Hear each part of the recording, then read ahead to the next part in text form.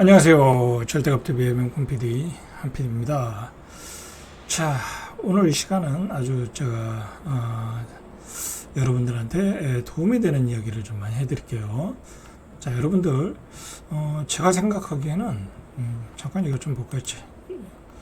제가 생각하기에는 지금 이 시대 지금 자산시장에서 벌어지는 일들을 보면 하나의 격동기라고 좀 봐야 될 것 같아요. 이제 뭐 조금 더 뒤집어 보면 한 2016년부터 부동산의 폭등, 저금리, 그죠? 그 다음에 2020년 또 저금리로 다시 한번 또 폭등, 2차 폭등이 일어난 거죠. 자, 그리고 2017년부터 시작된 듣도 보지도 못한 코인 시장의 폭등, 그죠? 엄청난 폭등이죠. 그리고 2020년부터 시작된 나스닥 시장의 폭등, 그렇죠. 뭐 엄청난 폭등을 보여줬잖아요. 오직하면 수학겜이라는 말이 생기고 미국 주식에 투자해서 어마어마한 돈들을 벌으신 분들이 있고 코비드 때 주식 투자해서 돈을 버신 분들이 조금 있고 많지는 않고 이제 일부가 번 거죠. 일부가. 그리고 2016년도부터 부동산 투자해서 어마어마한 재산을 불린 사람들이 많죠. 많아요. 그 갭 투자 잘해가지고 부동산 시장에서 한 적게는 30억, 많게는 한 100억까지 그 이상 번 사람이야. 뭐 의미가 있고 그렇게 번 사람들이 많다. 한마디로 양극화가 벌어진 거죠. 중산층은 조금 더 좀 줄어들고 중산층에서 자산가가 된 사람들이 조금 늘어난 거죠. 어떻게 보면 이제 중산층은 줄어들고 상위 1%는 늘어난 거죠. 상위 1%. 그래서 제가 요즘 조금 이 시대를 보면은 자산의 시장의 격동기다. 저는 그렇게 보고 있어요. 이 격동기라는 건 뭐예요, 결국? 부자가 될 기회가 많다라는 거예요, 여러분들. 부자가 될 기회가 많다. 그죠? 어떤 댓글을 보니까, 제 유튜브에 댓글을 보니까, 너는 도대체 무슨 얘기를 하는지 모르겠다. 그런 댓글을 쓰신 분이 있어요. 자, 그걸 제가 좀 잠깐 설명해 드리면, 그렇게 얘기하시는 분은 제가 생각하기에는, 본인의 관점을 가지고, 제 유튜브를 보니까 그래요. 뭐, 제 유튜브를 보시는 분들이 주로 부동산에 관심이 많은 분들인데, 제 유튜브를 부동산에만 포인트를 맞춰서 야, 폭락이야 폭등이야 그 두 가지 관점으로 보니까 제 얘기가 들리질 않는 거예요. 저는 조금 이 세상의 어떤 복잡계를 설명해 드리고 여러분들이 이런 복잡계를 통해서 제가 말하잖아요. 자산의 격동기라고 부자가 되라고, 그죠? 저는 여러분들이 기회를 놓치지 말고 부자가 되라고 이야기하는 거예요. 결론은 그거예요, 여러분들. 제가 생각하는 이 자산시장에서 벌어지는 일들을 저는 이렇게 나열하고 이러이러한 흐름이다 라고 말씀을 드리는 거고, 여러분들은 그걸 참고해서 받아들일 건 받아들이고 거부할 건 거부하고 자신의 현금에 맞게, 그죠? 그렇게 해서 자산시장에서 부를 획득해서 상위 1%가 되라 이거예요. 상위 1%. 요즘은요 상위 1%가 아니에요. 요즘은 여러분들 이미 상위 1%는 2016년도에 이미 끝난 얘기고, 그때 상위 1%에 된 사람들이 많거든요. 상위 1%라고 해봤자요, 한 33억 정도, 자산 33억에 연봉 한 2억 5천 6천만 벌면 돼요, 연소득이. 그러면 대한민국의 상위 1%예요. 뭐 그거 사실 대단한 거 아니잖아요. 어떻게 대단한 거지만은 어떻게 보면 그렇게 대단한 것도 아니잖아요. 그렇게 있다고 해서 나는 부자다라고 말할 수가 없어요. 연봉이 2억 5천, 뭐 부부 합산이든지 2억 5천에 뭐 강남에 아파트 한 채 있는데 그게 부자라고 얘기할 수 없잖아요. 그죠? 쓰고 싶은 만큼 못 쓰잖아요. 요즘은 그게 아니에요. 요즘은 상위, 일단 나는 부자다 정도가 되려면은 0.5% 안에 들어야 돼요. 최소한 자산 50억 또는 70억 또는 100억까지 그렇게 있어야 되고요.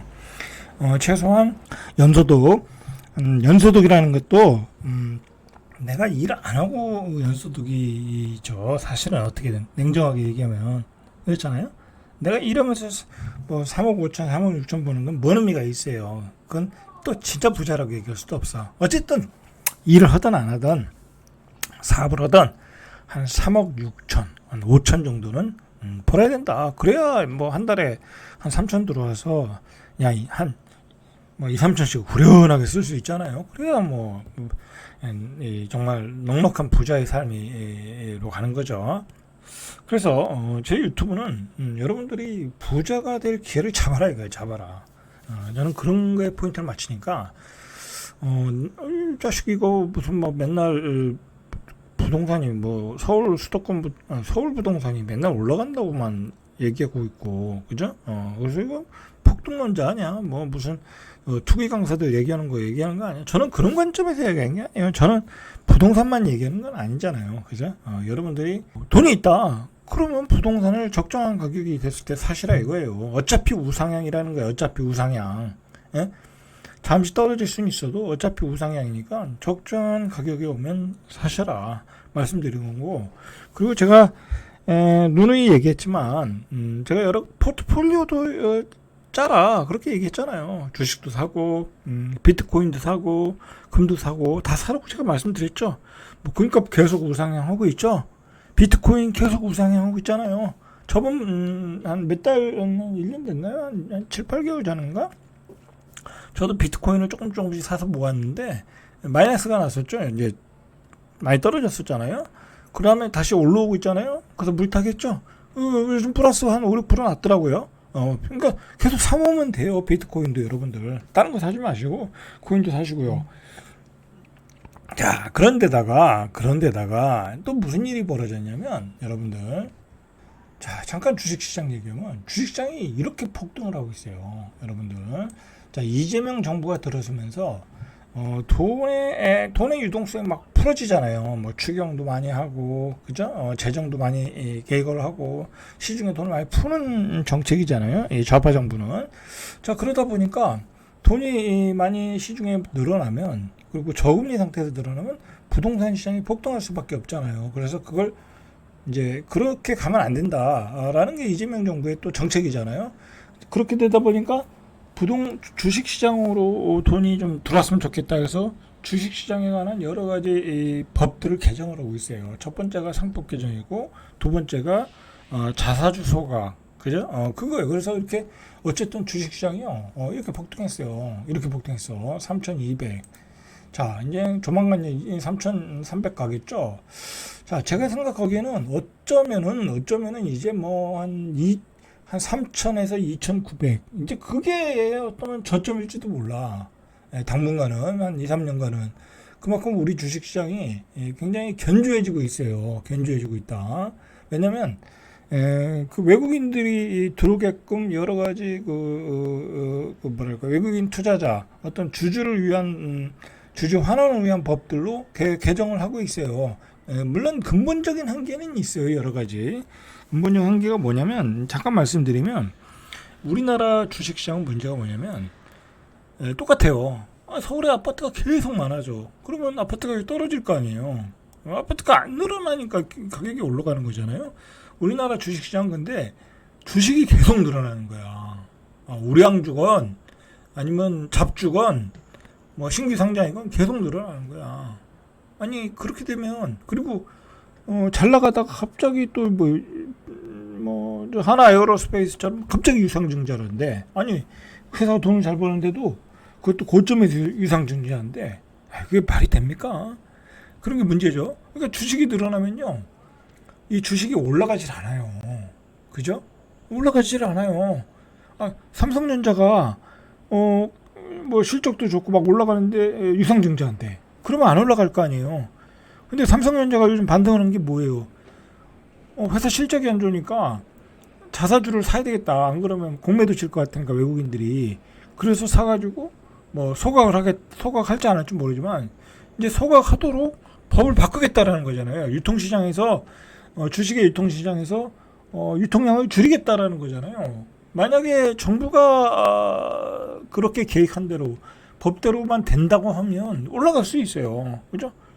자사주를 소각한다고 하면 자사주를 산 거를 다시 시장에다 내놓는 게 아니라 소각을 한다고 하면 이 주식이 희석되는 거잖아요. 이게 희석이 아니죠. 이게 줄어드는 거잖아요. 그러니까 주당 순이익이 올라가는 거잖아요. 그렇게 하면 올라갈 수 있어요. 근데 과연 그렇게 되는 데는 여러 가지 문제점은 아직은 모르는 거죠. 그죠? 아직은 모르는 거니까 너무 희망의 회로를 돌릴 필요는 없다. 그죠? 너무 희망의 회로는 돌릴 필요는 없는데 뭐 사실 이게 이재명 정부의 정책이라는 게 또 언제 어떻게 바뀔지 모르잖아요. 그 다음 정권이 누가 들어올지도 모르는 거고. 어쨌든 그런 상황이다. 그 얘기는 뭐냐면 어쨌든 주식시장에서요. 지금 많은 주식 그동안 저평가됐던 주식들이 급등을 하고 있어요. 급등을 하고 있어. 하이닉스도 마찬가지고 금융주도 마찬가지고 증권주도 마찬가지고 어마어마하게 막 폭등하고 있어요. 2배, 3배 막 오르고 있어 지금. 그렇게 오르고 있어요. 그럼 결국은 뭐예요? 그래서 중요한 거는 뭐냐면 주식시장에서 많이 이 주식이 올라가면 그걸 팔면 현금의 유동성이 커지는 거잖아요. 시중에 유동성이 넘쳐나요. 주식 팔고 예를 들어 몇 년 전에 이제 아시는 분들이 이제 그렇게 했더라고요. 이제 펀드에 가입하신 분들이 많거든요. 2021년, 20년 막 그때, 22년 막 그때 장이 좋을 때. 근데 그동안 마이너스 30%였어. 그죠? 30%, 40%였어. 펀드에 가입했는데. 근데 지금 주식시장에 올라오니까 펀드에 가입했던 사람들이 지금 한 20% 수익률이 낮다고 그러더라고요. 그럼 그 사람들은 이제 돈을 번 거죠. 그러면 그 돈을 가지고 이제 나오면 되는 거죠. 나와서 집을 사면 되는 거죠. 이제 그나마 그렇게 투자를 하신 분들은 돈을 번 거고 아무것도 안 하신 분들은 돈을 못 번 거죠. 그죠? 못 번 거예요. 어쨌든 시중에 돈들이 넘쳐나는 거야. 그래서 앞으로는 이재명 정부에서는 이 주식시장으로 돈을 다 끌어들이겠다. 그런 식으로 지금 가고 있는 거거든요. 이제 그런 정책이 그런 주식시장에서 이제 버블이 만들어지는 거죠. 버블이든지 아니면 밸류업 하는 건지 어쨌든 그렇게 해서 자산을 늘릴 기회가 있다라는 거야. 근데 중요한 건요. 과연 여러분들이 지금 주식 투자를 해서 펀드에 가입 보면 먹을 수익을 낼지 안 될지는 모르죠. 왜냐하면 그건 펀드가 알아서 하면 되는 거니까. 그거는 이제 그렇게 하면 그나마 다행인데. 주식에 대한 어떤 지식과 소양이 부족한 사람들이 지금 주식 시장에 들어와서 수익을 낼 수 있을까요? 못 내요. 못 내. 왜냐하면 지수가 올라가도 올라가는 주식을 사야 되는데 여러분들이 올라가는 주식이 뭔지도 모르고 그리고 올라가는 주식이 너무 비싸서 사지도 못해요. 겁이 나서. 요즘은요 이렇게 지수가 올라가도 사실은 트레이딩도 굉장히 힘들어요. 하기가. 그렇다는 거죠. 결국은 이렇게 주식시장이 올라가도 우리가 미국처럼 배당 투자하는 것도 아니고 그렇다고 배당을 많이 주는 나라도 아니고 그렇기 때문에 결국 쉽지 않다. 기회를 잡기가 쉽지 않다라는 거예요. 자, 그 얘기는 뭐예요? 그냥 또 버는 사람만 번다는 거야. 상위 한 10% 정도가 버는 사람만 번다. 주식시장이 그래요. 상위 10%만 버는 거야. 자, 그런 격동기다, 지금이. 자, 한국은행 총재가, 뭐라고 그랬냐면, 한국 집값은 이미 소비 성장 제약하는 임계 수준이다. 라고 아주 정확하게 지적을 했어요. 그래서, 한국은행 총재가 집값이 상승이 계속되면 젊은 층이 절망감이 더 큰 피해가 온다. 여러분들, 이런 문제의식을 한국은행 총재가 가지고 있고, 이창용 총재는 거의 직구를 날리는 스타일이에요. 옛날에 한국은행 총재는 이런 얘기 잘 안 했거든요. 근데 이 사람은 그래도 양심이 있는 것 같아. 이렇게 나름대로 문제의식을 가지고 이 이야기를 하면서 이 자신이 이제 자꾸 금리 인하를 해야 되니까 집값이 걱정돼서 하는 얘기잖아요. 그런데 여러분들 너무 기대를 하시면 안 돼. 그렇다고 이걸 정부가 집값을 잡아주겠지 라고 생각을 하고 있잖아요. 지금 이재명 정부한테 기대를 하겠지, 윤석열 정부에게 기대를 하겠지 했는데 결과가 어떻게 됐어요? 못 잡았잖아요. 윤석열 정부 때 사실 똘똘한 한 채가 더 강세를 띄었고 집값이 폭등하고 분양가가 폭등했잖아요. 집값은 못 잡는 거예요. 지방은 잡을 수 있어요. 인구가 감소하니까.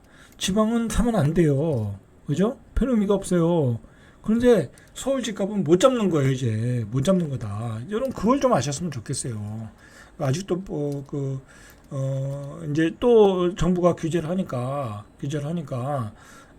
또 집값이 폭락하겠다고 기대를 하는 사람이 있는데, 뭐, 일부 폭락을 할 수 있어요. 일부 폭락을 했는데, 그때가 기회인 거예요, 그때가 기회. 지금 전문가들이 뭐라고 그래요, 전문가들이 뭐라고 그러냐면, 이게 6개월이 갈지 1년이 갈지 모른다는 거야. 그죠? 1년이 갈지 6개월. 이 대출을 억제하고 수요를 억제하는 정책이 6개월에서 1년밖에 안 간다는 거야. 길어봤자. 자, 그러니까 진성준 정책의장이 뭐라고 그랬냐면 우리는 다양한 대책을 많이 가지고 있다라는 거잖아요. 그리고 이재명 대통령도 맛배기에 불과하다. 그죠? 맛배기에 불과하다. 너 계속 집값 올려봐라. 맛배기 불가. 아니 정부가 마음만 잡고 오면 집값 못 올라요. 아니 대출 더 줘요. 여기서 더 줘버려. 아예 15억 이상 주택은 대출 안 돼. 그러면 집값이 올라가겠습니까? 못 올라요. 그렇게 되면. 그리고 뭐 고가 주택에 대해서 예전처럼 공시지가 올리고 보유세 때려. 그러면 못 올라요. 그런 극단적인 조치가 나올 수도 있는 건 사실이에요. 그러나 그것도 계속해서 갈 수가 없어요. 왜냐하면 부작용이 분명히 있으니까. 예? 그렇게 되면 경제가 돌아가겠어요? 그죠? 여러 가지 부작용이 있기 때문에 뭐 보유세 세금을 때려가지고 얼마나 부작용이 있었어요. 그죠? 못 올라요. 자, 어쨌든 그런 문제가 있다. 자, 이창용 한국은행 총재는 요번에 이제 금통위 회의 직후에 열린 기자회견에서 이게 핵심이에요. 우리나라의 수도권 및 강남의 집값 급등 문제는 저출산과 수도권 집중도까지 관련된 사용제다. 자, 이거 알면 뭐냐고. 근데 저출산과 수도권 집중도가 해결이 되겠습니까? 뭐 이재명 대통령이 뭐 지방을 순회하면서 지방을 살릴 정책을 뭐 간담회를 하는데 뭐 나온 게 있어요? 없잖아요. 그죠? 없어요. 특별한 게 없어요. 오늘 보니까 군산에다가 아리백 신재생 에너지를 만들어서 이렇게 공급을 해서 산업공단을 만든다는데 난 그거 자세히 읽어봤는데 뭔 얘기인지 모르겠어.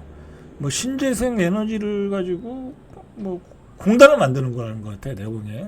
그러니까 이제 산업공단이 있으면은 거기에 전력을 공급해야 되는데 신재생 에너지를 가지고 공급하겠다는 그런 얘기잖아요. 어쨌든 공단을 만든다는 거잖아요. 산업공단. 그런데 대한민국의 공단이 얼마나 많아요. 그 지방에 공단이 있는데 그 공단이 비어 있는 데가 얼마나 많냐고. 아니 군산에다가 뭘 만들면 뭐 군산에 뭐 땅이 없어서 뭐 공단이 안 들어갔습니까? 그죠? 그러니까 그것도 별 의미가 없는 거야. 뭐 거기에 1조를 쏟아붓겠다라는데 제가 보기엔 별 의미가 없어요. 아니 뭐 공단만 만들어 놓으면 뭐 답니까? 내려와야지. 그리고 산업이 내려와야지. 그죠? 그게 이제 어려운 거죠. 그러니까 지방은 대책이 없어요. 제가 보기엔.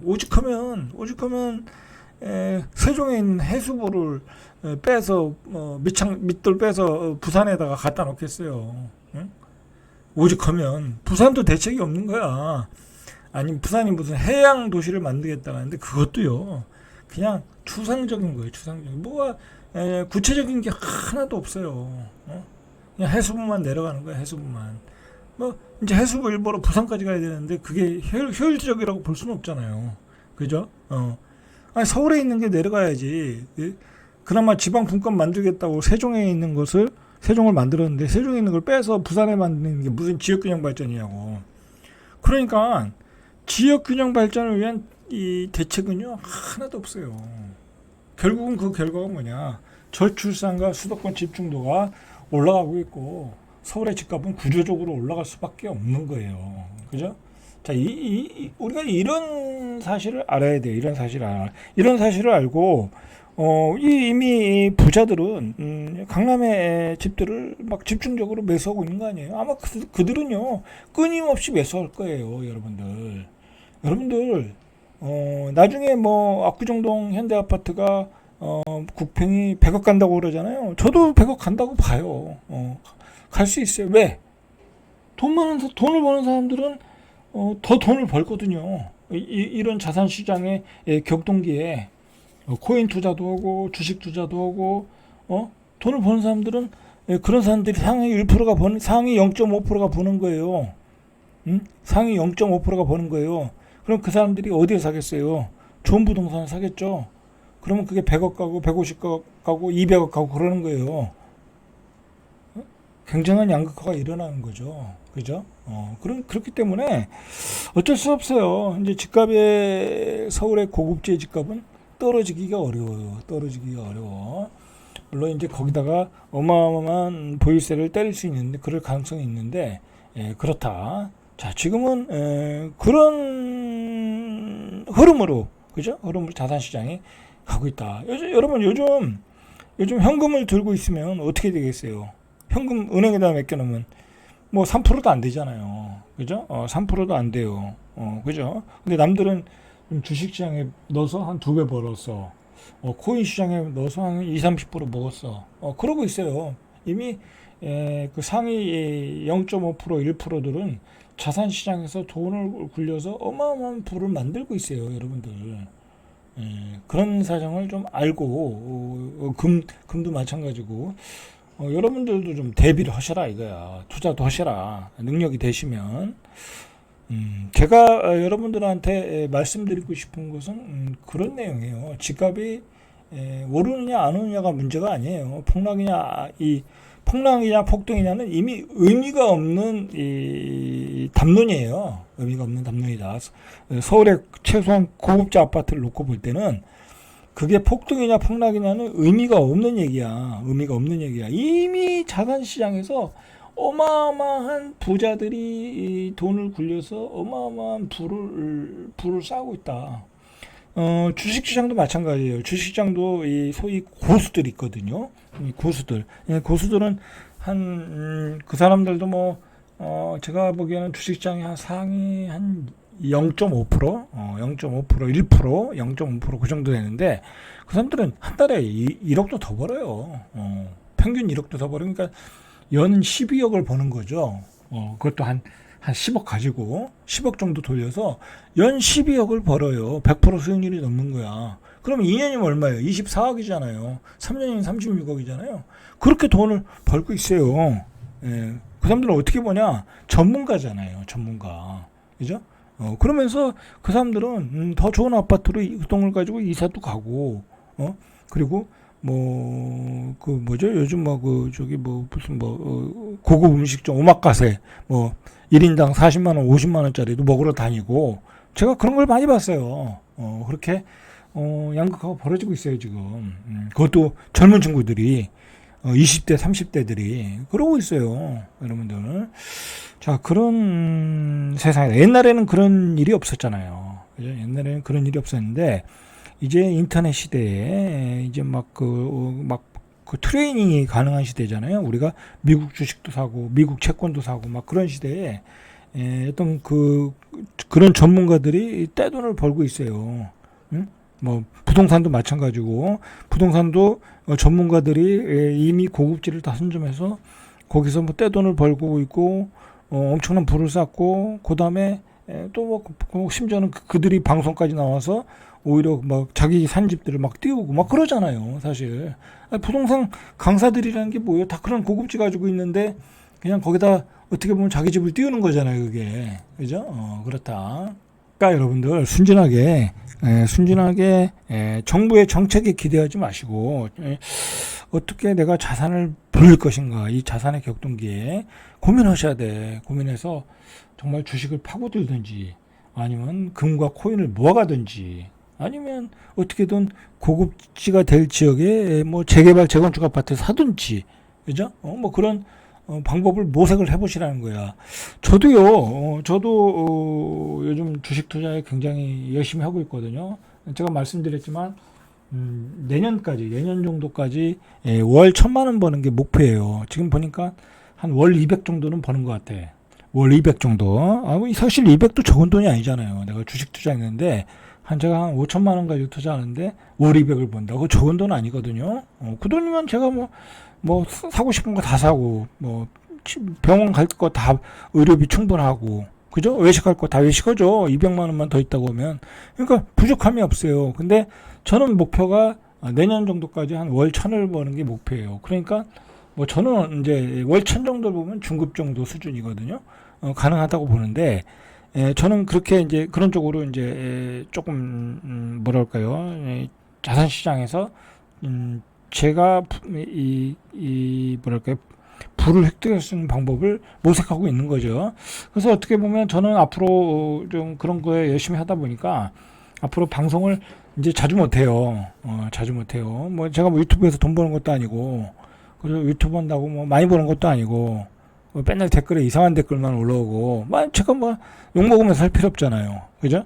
그렇게 해서 이제 뭐 예전엔 일주일에 5번, 6번 찍었는데 이제 많이 찍어야 3번. 그죠? 그리고 좀 중요한 얘기다고 하면 그 중요한 얘기다 하면 다시 편집해서 1번, 2번 정도 더 올리고 뭐 그런 쪽으로 좀 줄여가고 제 투자에 줄여갈 생각이에요. 제 투자에. 뭐 제가 그렇다고 뭐 유튜브 뭐 해서 뭐 회원제 하면 그것도 의미가 없어요. 뭐 그거 뭐 돈이 되겠습니까? 저는 오히려 제 투자에 지금 주식 투자는 저는 조금만 노력하면 이제 딱 그 안정적으로 수입을 잡을 수 있거든요. 그래서 주식 투자에 좀 더 열심히 하고 뭐 기회가 되면 주식 얘기도 좀 많이 해드리고 뭐 그렇게 하는 방향으로 좀 가려고 그래요. 자 보세요. 비트코인도 지금 11만 2천 달러 돌파. 코인도 완전히 신고가. 나스닥 시장도 신고가. 여러분들 이걸 생각하셔야 돼. 왜 나스닥 시장은 계속 신고일까? 그거는 간단해요. 일단은 AI 기술이라는 게 혁명적인 기술이 나왔고요. 그리고 미국은 유동성이 풍부하잖아요. 그러니까 올라가는 거예요. 그리고 주식시장에 버블이 있어야 그 산업이 크는 거예요. 그죠? AI 산업이 크는 거야. 주식시장에 버블이 있어야 투자를 할 거 아니에요. 일반인들이 막 주식을 사면서 투자 붐이 일어날 거 아니에요. 그래 팔란티어도 일어나고, 팔란티어라는 주식도 막 거품이 생기면서 올라가고, 테슬라도 올라가고 그런 거 아니에요. 그죠? 그냥 유동성으로 산업의 앞으로의 발달을 위해서 그렇게 거품을 만들어가는 과정이에요. 미국은. 그러니까 우리나라 코스피도 폭등. 여러분들이 그리고 서울의 아파트도 폭등. 여러분들이 그 가운데에서 혜택을 본 게 있습니까? 없잖아요. 없다고 하면 여러분들은 벼락거지가 된 거야. 그죠? 벼락거지가 된 거야.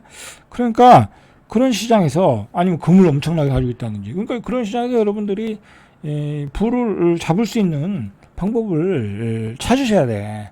비트코인을 모아가든지, 금을 모아가든지, 그죠? 아니면 주식을 잘 하시든지, 아니면 고급지의 주택을 어떻게든 사시든지 그렇게 하시라 이거야. 그렇게 하시라 이거야. 제 이야기는 그거예요. 근데 제 방송을 잘 제대로 안 보시는 분들이 무슨 이 내용도 파악 못하면서 저 사람 뭔 얘기하는 거야? 그렇게 댓글을 달으시는 것 같아. 좀 보시고 판단을 하시고 그리고 이 자산의 격동기에 여러분들이 부자가 될 기회를 잡으세요. 잡으셔야 돼. 앞으로 2, 3년은 굉장히 중요한 시기예요. 그리고 이재명 정부가 특히 지금은 주식시장 신경을 많이 써야 되는 게 이제 부동산 시장은 너무 이제 막 누르잖아요. 그러니까 시세 폭등은 당분간은 쉽지 않고요.